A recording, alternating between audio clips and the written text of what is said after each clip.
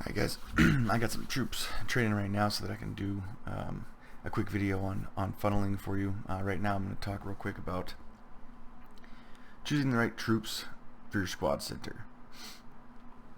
Because we have, some people have kind of questioned why I choose the troops I do sometimes, and a lot of people just like to go with like the default of just speeders or just snipers or whatever, and I get that sometimes that's great, but I feel like there's a little more kind of have to take into account when you're doing that. So for instance, for this war that we're about to start, the other team has some actually pretty strong people. It seems like probably 9 times out of 10 we're facing a team that might have a level 10 HQ, but all of his everything is like level 5 and 6 and stuff like that. So in that sort of situation, when I have like a fully upgraded level 8 base, I might as well just take all of one troop, because it doesn't really matter. That guy's not going to put much of a hurting on me. And well, it also just kind of simplifies things. And also, before the Fang, it was probably a lot less of a big deal to take all of one troop. Now that the Fang is in play, and well, now that they updated it after the first whatever month when it was total garbage, I pretty much never do an attack without at least one Fang with me. That is my default eliminate squad center defense, and not just for me. It is the same for a lot of people. I've seen a lot of Empire guys who still do attacks, and they'll bring speeders with them and things like that, and that's also fine, but that's kind of something else to kind of consider too. If you have all of one troop, especially if your troop's speeders, your speeders are going to be away from your turrets and out of your shields very fast. So if this guy attacks me, I don't want to have nothing but a bunch of speeders in my squad center, because he'll throw in probably like one Gamorrean to go in and trigger my squad center to deploy, and then all the speeders come out, and then he sticks a rebel in the far corner of the base somewhere, and boom, it's over.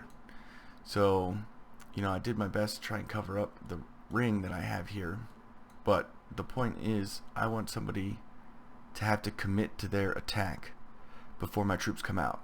And the way I've chosen my troops this time, because I know I have stronger people that are going to be attacking me, I want those troops to, I want a variety of troops in there to filter. Troops with different ranges, different speeds. That way, he can't just fang all of my troops at once. He's going to have to deal with each troop individually, which is going to be somewhat difficult, even if he does bring a bunch of speeders, because the speeders come flying in, and like one volley from the rocket turret is the end of a speeder. So here's, I guess, what I mean by that. Because like a lot of troops do different things. They're good at some things and not good at other things. So right now, this is what I have in my squad center for the war. So one sniper, he moves slow, he has very long range, he's devastating damage to infantry. Hailfire, it does almost the same damage to vehicles as the skiff does, but it has better range, and it does splash damage. That's one of the best things about the Hailfire on defense. It has less health than the skiff does, but the range kind of compensates for that. And the splash damage is like, especially if somebody comes at you with a bunch of Gamorreans or a couple of the Empire's version of the Hailfire, the whatever mobile cannon, those sorts of things, and they're clustered up, the Hailfire is just irreplaceable, the amount of splash damage that it does. And then the Twi'lek is also relatively slow moving, but has a shorter range, so it's not going to be standing in the same place as the sniper. And also, because, well, the Hailfires are like medium speed, but the sniper, the Twi'lek, those are slow.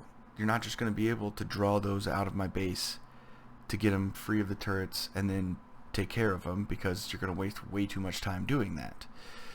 Whereas if I had nothing with speeders in my base, that would be easy, because it would just be a matter of drop down one stormtrooper, trigger my base, drop another one in the corner, the speeder's head over that way, and drop a fang on him, and it's over. There's the end of my squad center. It didn't do anything for me other than cost that guy 10 seconds. Whereas if he tries to do that with this loadout, it's going to wind up costing him something more like 30 seconds to 40 seconds, something in that range. So as far as like picking the actual troops, here's the big nasty.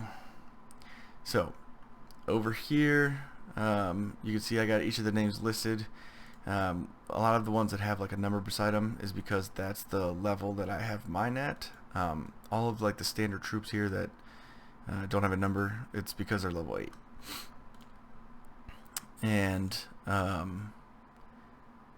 these the VC troops here, these are like essential, like the basic troops of the game, but they're the ones you have to unlock with conflicts. Well, not the Tibetan technically, but moving on. So one of the things that I look at when I'm doing this is the damage per 1,000 health, because that will give you a pretty good indication of like what the role of that character is. And I mean, I'm kind of talked about that in another video, so just to kind of give you, so the Athorian guy, who's obviously there's not many of those around, is pretty much the only character in the game that actually does more damage than he has health, which is why he kind of has a staggering number over here. Then moving down from there, the Vanguard level 8 I don't have yet. I have him at level 2, but the Vanguard's right at the top.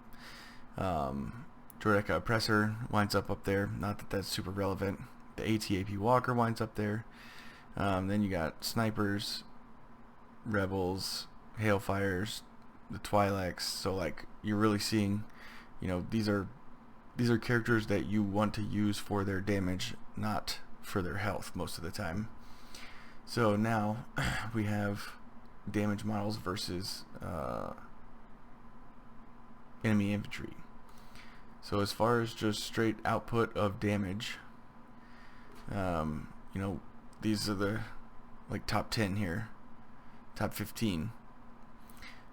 But a lot of this isn't super relevant because, you know, you're not going to fill your thing with a Rage Rancor. You're not going to fill a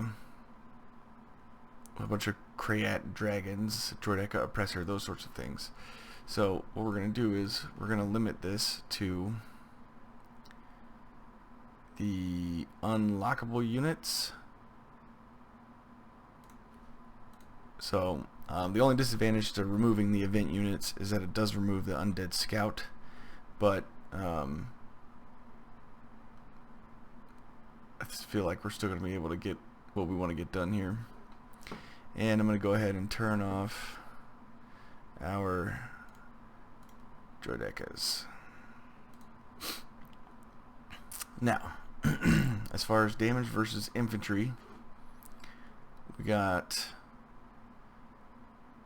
individual damage, Juggernaut, ATTE, that's expected because they deal high damage. Sniper, Twi'lek, Godlover, she's a beast. Speeder, ATAP, the Dawuntan guy, he has high damage. ATRT, this is, I have the level 4 Gigoran, which is what this is supposed to represent. Skiffs, Vanguards, and now we're like right in the middle again here. So then if we actually look at it as far as damage for capacity, because capacity is definitely something you have to take into consideration with your squad center, now you see a slightly different picture. The Rebels, as they always should be, well, and this is the Commando Cold one, so this would not apply to a war because it doesn't affect it there, but the normal Rebels right here, he's only a couple spots down. Speeder, a level 8 Vanguard, the level 2 that I have is right here. Then you have level 8 ATRT, Tibetan, but Sniper, Speeder, Rebel, Twi'lek. Pretty much the ones you almost always would expect to see right at this level. So we're gonna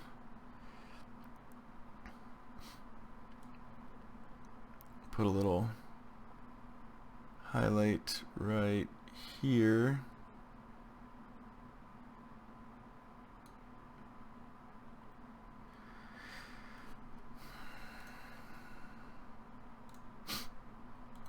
just so we can keep track. So then we'll do a quick look at the bruiser infantry real quick. Picture's the same when you actually look at just damage per capacity. Then the picture is a little bit different, and we're gonna keep doing like the top. What have I got here? 10, top 9.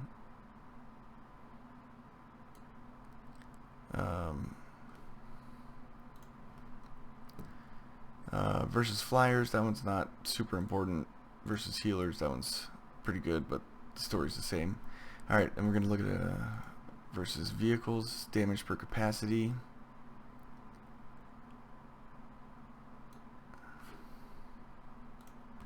And you can see Vanguard, the low-level Vanguard for capacity deals massive damage. The skiff is right there against normal vehicles, dealing pretty massive damage. Twi'lek right behind him. And then in comes the Hailfire. So for capacity, 684 for the Hailfire, 1206 for the skiff. And then the actual damage here is 34. I'm on the wrong line. There's Hailfire. 4536, and the skiff is doing 840.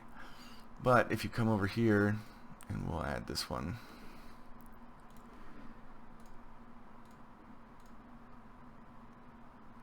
And you take a look at versus a bruiser vehicle, like for instance the hover tanks, the AT-ATs, and the what is it, ATDP, the weird like bug-eyed looking ATST, but not an ADST. Anyways, moving on.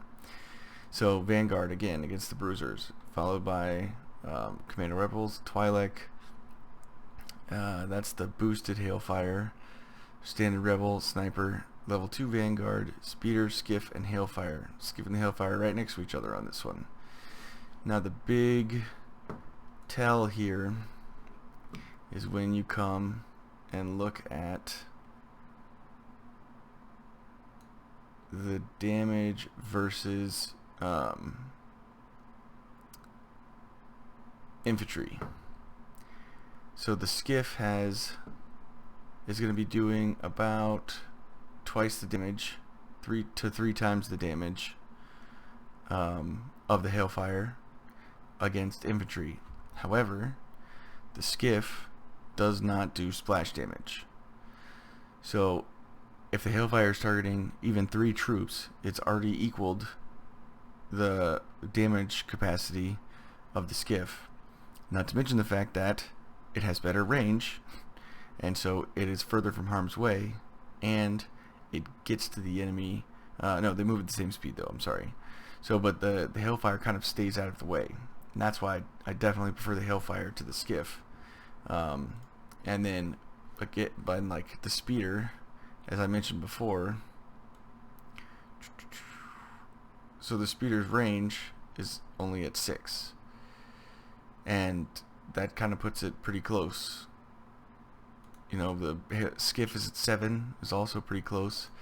The Hailfire's at 10. You know, there's only a few vehicles and troops that even have a range of 10. The sniper, also sort of same deal there. Range is pretty darn important on defense, I think. Sniper's at 10. The Vanguard is at 9. And then the Twi'lek has a pretty short range, but she deals massive splash damage, and her final ability is kind of like helpful for her having that shorter range, because if the enemy troops are too close when they pop her, then she'll take a lot of them with her when she goes. And she also has a pretty darn good amount of health. So one other thing too that I want to point out, because I've said it a bunch of times, don't donate hover tanks and Wookiees to people's squad centers unless they ask for them. They literally do the least damage per capacity of any of the troops that you could give someone. Even a level 8 like boosted TX tank, which is essentially almost 200% of what the standard tank is still at the bottom of this list when you look at damage per capacity. So don't do that to your friends. It's messed up. But now that we've got these highlights in here, you can definitely see there's like a pretty standard picture. Like these